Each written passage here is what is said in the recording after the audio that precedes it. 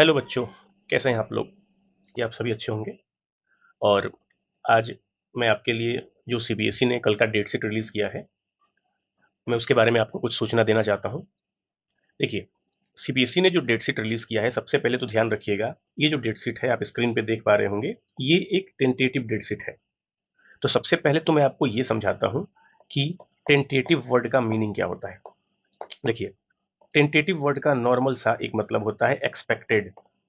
Means आप ये कह सकते हो कि सीबीएसई ने एक एक्सपेक्टेड डेट शीट रिलीज किया है, जिसमें उसने ये बताया है कि एग्जाम की टाइमिंग, जो बोर्ड एग्जाम्स की टाइमिंग होने वाली है और जो डेट होने वाला है, वो क्या हो सकता है। ठीक है, ध्यान रखिएगा, ये जो डेट शीट जारी किया जाता है, टेंटेटिव डेट शीट, ये कुछ पर्पज से जारी किया जाता है। इसका कुछ मेन पर्पज होता है जिसमें बहुत सारी चीजें होती हैं। जैसे बच्चे अपने एग्जाम को लेकर प्रिपेयर हो पाए, जो टीचर्स हैं वो अपने लिए एक नई स्ट्रेटेजी बना पाए ताकि वो बच्चों को अच्छे से एक्सप्लेन कर पाए। सीबीएसई बोर्ड हर एक चीज को डिटेल में लिख के समझाता है। देखिए यहाँ पे लिखा है, this initiative is expected to yield the following benefits. तो बहुत सारे बेनिफिट्स है इसके। तो चूंकि हम यहाँ पे टाइम सीट की डेट सीट की चर्चा कर रहे हैं, तो हम ज्यादा बेनिफिट्स की बात नहीं करेंगे। अगर आपको इसके बारे में स्टडी करना हो तो आप इसे वीडियो पॉज करके इसे स्टडी कर सकते हैं। ये सेक्शन आपको समझ आ जाएगा कि सीबीएसई स्पेशली अपना डेट सीट क्यों जारी करता है। ठीक है, specially tentative date sheet. Okay, चलिए आगे बढ़ते हैं।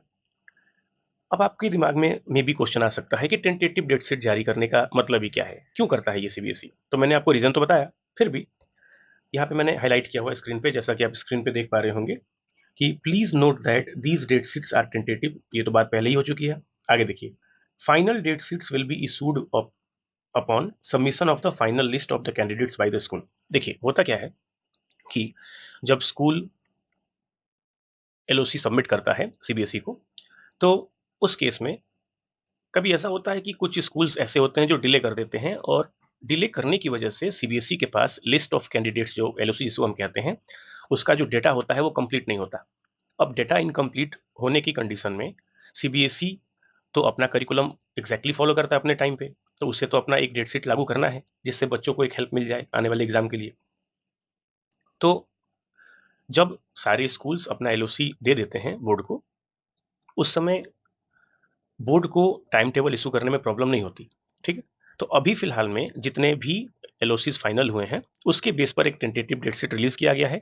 और इस डेट शीट का मतलब ये नहीं है कि इसी पे बेस पे आपका एग्जाम होगा। इसके बेस पर और जो फाइनल लिस्ट ऑफ कैंडिडेट्स होगा उसके बेस पर एक फाइनल डेट शीट रिलीज किया जाएगा, और वो आपके एग्जाम को कंप्लीट कराएगा। ओके, तो आप इतना जरूर ध्यान रखें कि टेंटेटिव में और फाइनल में बहुत ज्यादा का डिफरेंस नहीं होता। जो सब्जेक्ट्स के पैटर्न होंगे वो लगभग सेम होंगे। बस होता इतना है कि कभी कभी डेट एक या दो दिन आगे पीछे हो जाता है। ठीक है, और सीबीएसई की टाइमिंग तो कभी नहीं चेंज होती। सीबीएसई की टाइमिंग फिक्स है कि वो 10:30 AM से और 1:30 PM तक अपना एग्जाम शेड्यूल कराता है। ठीक है, हर साल का ये करिकुलम है उनका, तो कोई दिक्कत नहीं है, ये तो सेम रहेगा।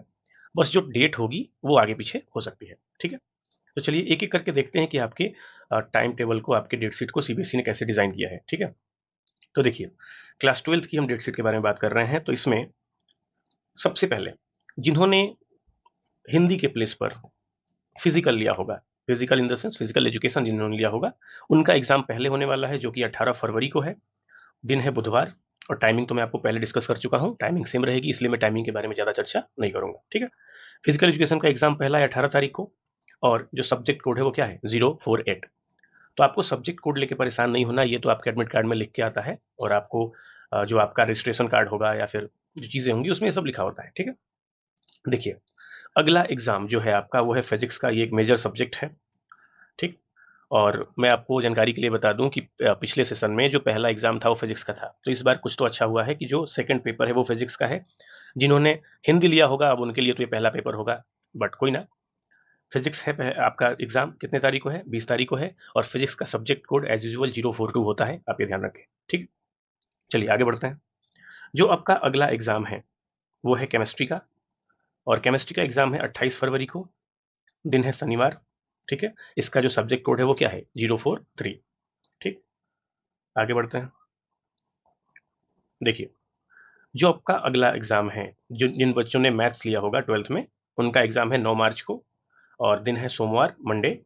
अब देखिए, मैथ्स में सीबीएसई दो तरीके से सब्जेक्ट को डिफाइन कराता है। एक है मैथमेटिक्स, जो हमारा प्योर मैथमेटिक्स होता है, और एक है अप्लाइड मैथमेटिक्स। ठीक है, तो जनरली सीबीएसई में जो बच्चे होते हैं क्लास 12 के, वो प्योर मैथमेटिक्स ही पढ़ते हैं, बट जिनको फ्यूचर में मैथमेटिक्स के एप्लीकेशंस बेसिस पे काम करना होता है, वो अप्लाइड मैथमेटिक्स लेते हैं। बट अगर आपने मैथमेटिक्स लिया हो या अप्लाइड मैथमेटिक्स लिया हो, दोनों केस में आपका एग्जाम कितने तारीख को है? 9 मार्च को है, दिन है सोमवार।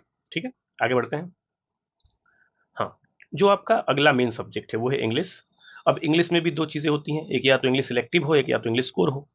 अगर आप इंग्लिश सिलेक्टिव लें या इंग्लिश कोर लें, उससे फर्क नहीं पड़ता, दोनों एग्जाम 12 मार्च को ही है, और 12 मार्च को है बृहस्पतिवार। ठीक है, इस दिन आपके दोनों एग्जाम कंडक्ट कराए जाएंगे।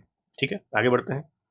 अगला जो एग्जाम है वो है 16 मार्च को, और 16 मार्च को आपका हिंदी इलेक्टिव या हिंदी कोर, आपने दोनों में से जो भी चूज किया हो, आपका एग्जाम 16 मार्च को होगा, और दिन क्या है? सोमवार। ठीक है, चलिए आगे बढ़ते हैं। थोड़ा सा बायोलॉजी वाले बच्चों के लिए भी कुछ बातें कर लें हम, उनका एग्जाम कब है। तो बायो वाले बच्चों का एग्जाम है 27 मार्च 2026, दिन बृहस्पतिवार, थर्सडे, और बायोलॉजी का एग्जाम होगा उस दिन, सब्जेक्ट कोड है 044। ठीक है, तो मैंने आपको लगभग जितने भी आपके मेजर सब्जेक्ट्स थे, मैंने उनकी जो डेट शीट है, जो उनकी टाइमिंग है, मैंने आपको बता दी है, और लगभग इसी के आसपास आपका फाइनल डेट शीट रिलीज होगा।